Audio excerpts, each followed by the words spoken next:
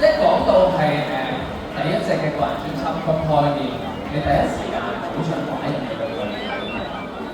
傾談呢個就係一個最大嘅概念，因為今次用咗我第二次演唱會嘅啲名啦嚟擺落嘅專輯度啊，因為我覺得第二次嘅演唱會其實嗰邊除咗係金字塔啦同埋一個國度之外咧，其實佢係一個比較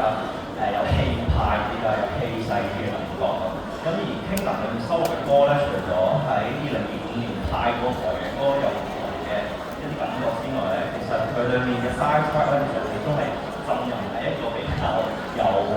氣勢啦、有少少 dark 嘅感覺。咁所以我覺得傾談係營造咗一個好有自信啦嘅一個國度俾自己咯。咁就想願意每一個人聽完呢一個傾談呢一個專輯之後咧，都會可以每一個人都可以營造到屬於自